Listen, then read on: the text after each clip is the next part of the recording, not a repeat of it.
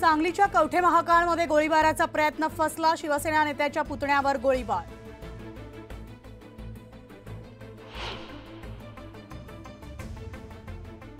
Chhatrapati संभाजीनगरमधून travels बसमधून drugs तस्करी, मिठाई बॉक्समधून तस्करी करणारे अटकेत।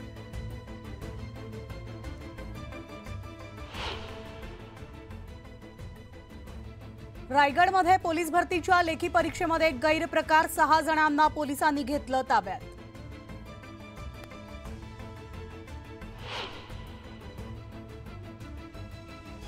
रील्स काढण्याचा नाद पडला महागात, विनापरवानगी थेट मोटरमनच्या केबिनमध्ये शिरले, पोलिसांकडून दोघांना अटक।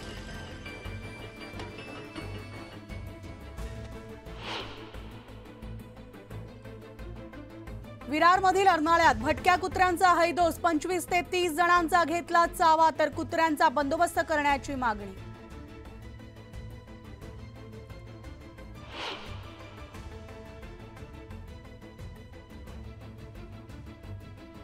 गोंदियामध्ये ईडीची कारवाई, छत्तीसगडमधील धान घोटाळ्याचा संबंध असल्याचा संशय, धान व्यापाऱ्यांचे धाबे दणाणले।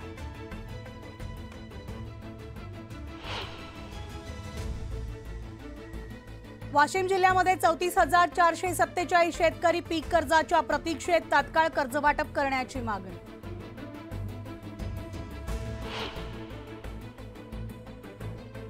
माळशेज घाटामधली रस्त्याची दुरावस्था, महामार्गावर खड्ड्यांचं प्रमाण वाढल्यानं पर्यटकांचा जीव मुठीत घेऊन प्रवास।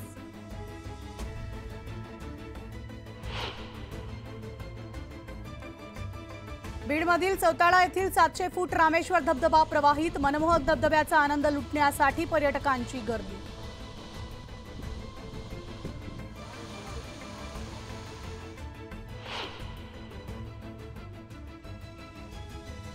आणि संत गजानन महाराजांची पालखी शेगावात परतली, 60 दिवसांचा पायी प्रवास केल्यानंतरही भाविकांच्या चेहऱ्यावर उत्साह कायम।